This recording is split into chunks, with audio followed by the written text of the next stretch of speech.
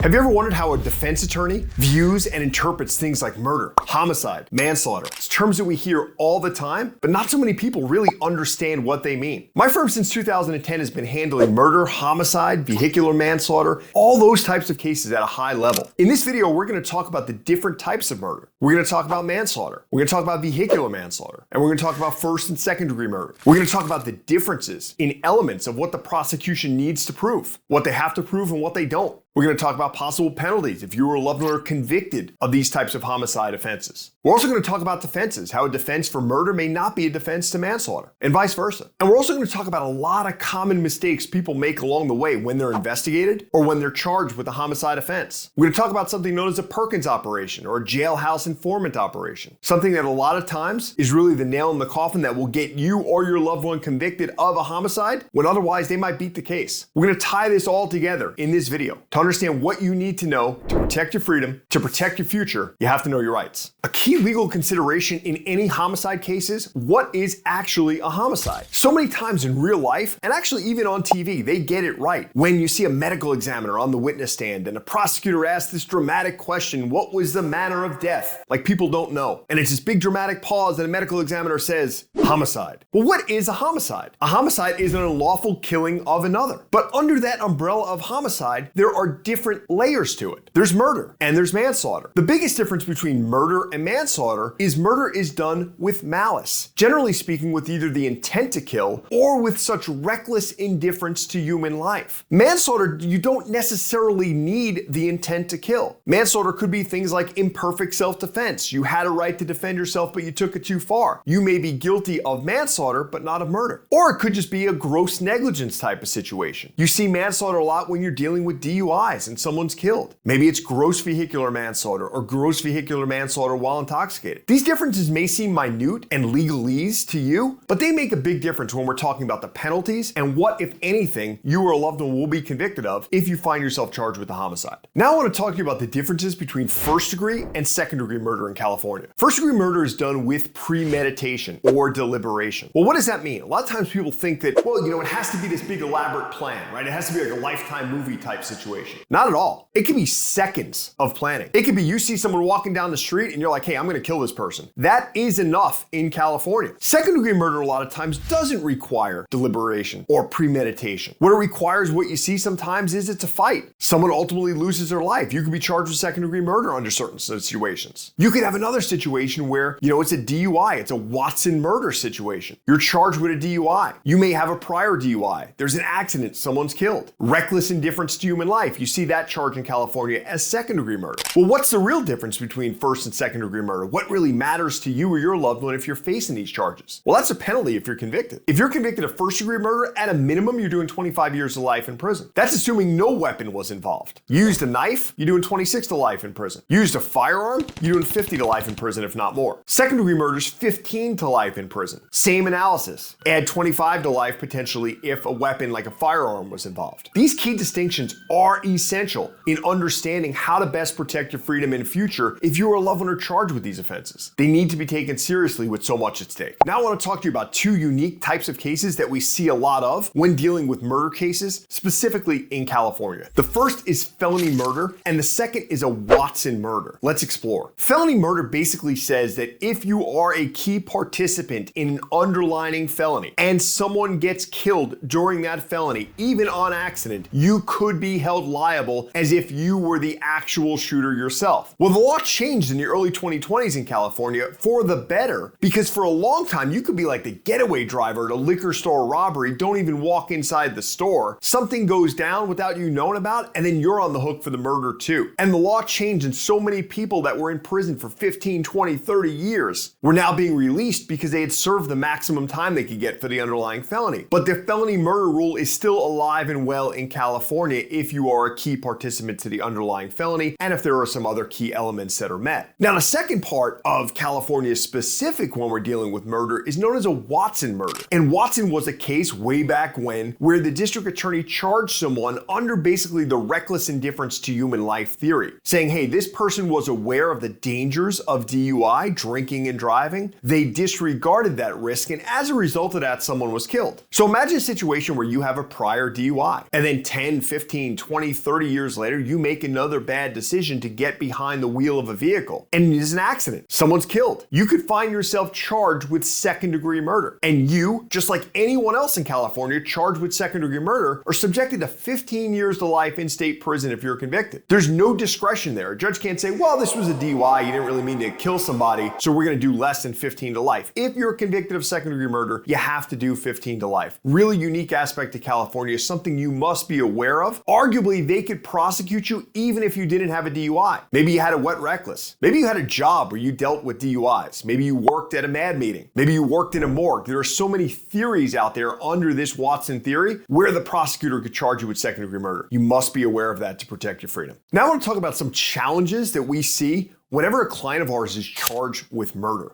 And what are some defenses that we can employ to help them out during this difficult time? One of the biggest challenges when defending against a homicide case of any kind is the fact that someone lost their life. It's a tragedy no matter what way you look at it. Whether you have the greatest defense in the world, whether you are 100% factually innocent, whether you are 100% guilty or somewhere in between, someone lost their life, and that's a terrible thing. Emotions are running high. Prosecutor, and more importantly, the victim's family, are going to want a conviction. They're going to want to punish someone, but that should not tip the scales of what's required to get a conviction in a criminal case. The case still needs to be proven beyond a reasonable doubt, just the way they need to on a petty theft case, just the way they need to prove it on a DUI or in a white-collar financial crime case. Now, what are some defenses to homicide cases in California? Well, the first is identity. It wasn't me who did this, right? Maybe you have an alibi defense. Maybe you have someone that could vouch for where you were not. Maybe you have a situation where, yeah, it was me. I was at the scene. Yeah, I did it because I had a right under California law to defend myself. I had a right to defend someone else from imminent harm or great bodily injury, and this was pretty much the lesser of two evils in my opinion, and a reasonable person would agree. That is a viable self-defense claim. And what I could tell you, as having tried cases like this under a self-defense theory at a homicide case, and having heard those great words, not guilty to murder, not guilty to manslaughter, and watch my client walk out of the jail cell, literally walk out of the jail within hours of hearing that verdict with myself and my team, my co-counsel on that case, there are few better feelings professionally that you could experience. Self-defense is alive and well in homicide cases. Other times it could be a situation where you're charged with the Watson murder. And yes, I was the one who caused this accident. Yes, I was under the influence, but it doesn't rise to that reckless indifference of human life. Maybe this was an accident that could have happened whether you were under the influence or not. Maybe it was a pedestrian's fault. Now you have to be delicate about that, how you handle that type of defense. You have to be careful whether or not you're going to be victim blaming or not. That's a fine line. You don't want to blame the deceased. You're going to lose a lot of credibility with the jury. You're going to upset the victim's family. You're going to upset the DA. You might very well upset the judge. However, in certain types of cases, let's say for example, you're defending someone else and the victim, the person who ultimately lost his or her life, has a bad history themselves. Maybe they're a domestic violence abuser. Whether you knew about that or not, that may be things that you could get into evidence, but you have to do it delicately. You have to know what you're doing and not just aggressively go in there as a defense attorney and throw everything at the wall and hope that something sticks. There are many defenses to any type of criminal case in California, particularly when you're dealing with homicide cases. It is essential to understand what those defenses are, know what your rights are, in order to effectively protect your future and your freedom when so much is at stake. Now I want to talk about some common themes that we see before the courtroom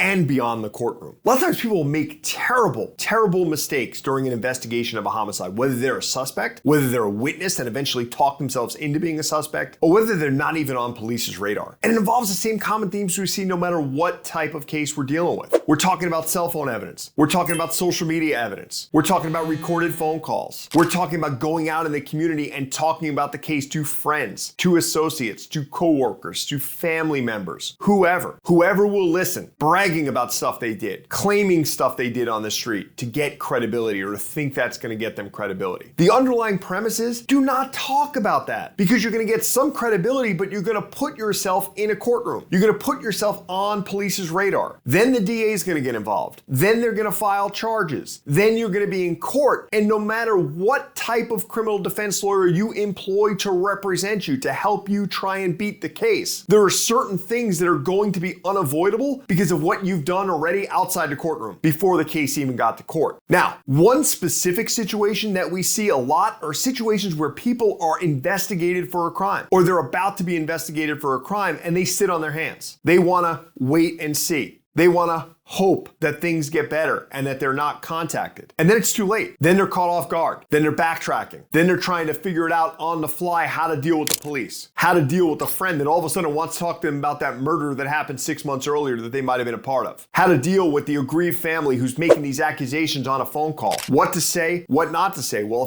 if I lie about it, they're going to use that against me. If I keep my mouth closed, they could use this as an adoptive admission that I didn't deny it. So what am I supposed to do? Well, what you should have done, what's never too late to do, is to hire a quality, locally experienced criminal defense attorney with experience to deal with these types of cases. Here's a real life example. We had a situation where we were contacted by a potential client, let's say in January of a certain year. That client was under investigation for a homicide. That client did not hire our firm. They decided to wait and see. Months go by, they're continuing to dig themselves deeper and deeper into this hole. They're talking on social media. They're talking about it on the phone. They're texting people. They're making statements to the police, so on and so forth. Then they get arrested. Still have not hired a lawyer. And between those crucial days or hours from arrest to when you go to court, when you get a court-appointed attorney if you don't have one already, there's something known as a jailhouse operation. A lot of times people refer to it in California as a Perkins operation. They put a snitch in the cell. It could be a legit inmate who's looking to score some points with the DA to get a better outcome. It could be a professional snitch, maybe a reformed gangbanger who's out there who has some credibility as an OG talking to somebody younger in the cell. It could be law enforcement just pretending to be someone locked up. And they're allowed to do it at this stage in the game because they don't know you have an attorney yet and you haven't been appointed one. And there's nothing wrong with that. Now imagine a situation if you would have reached out and been proactive. You hired a law firm. That law firm reaches out to the DA. Hey DA, we represent so-and-so. Hey detective, we represent so-and-so. You're not talking to him no more. He's not making any statements anymore. And you know, I know, the court knows, if you arrest him, this whole idea of undercover operation, undercover snitch, all that Perkins operation, that goes out the window. What a giant piece of evidence that they won't have against you when you're facing a murder charge in California. Protect your freedom and protect your future. You have to know your rights. You have to be proactive. You have to get yourself a quality criminal defense law firm by your side ASAP. We've covered so much in this video talking about homicide in California. We've talked about the different elements of murder. We've talked about the different elements of manslaughter and their corresponding penalties. We talked about common themes that we see in these types of cases, common defenses, common issues we face as defense attorneys, but more importantly, what our clients faces as suspects. And we've also talked about some unique situations, something like a Perkins operation, things to be aware of, Watson murder. We've covered a lot, and whether you're a fellow criminal defense attorney, whether you're an employment law attorney, whether you're a law student, whether you're someone that just is fascinated by California criminal law, whatever the case may be, we encourage you to check out the videos we've done, the videos we are doing like these, and the videos I guarantee you we will continue to do week in, week out, year after year, to make sure everyone out there understands what their rights are, how to protect them, to protect their future, to protect their freedom. They've got to know their rights. But what we're asking for you is, if you found this video useful or insightful, or if you think someone else might, to like it, to comment on it, let us know what you think, and to share it with your friends so we get the word out there, so the masses know, so they stop making these same mistakes. These are ways to protect your constitutional rights under the United States Constitution and the California Constitution. Protect your freedom, protect your future, know your rights.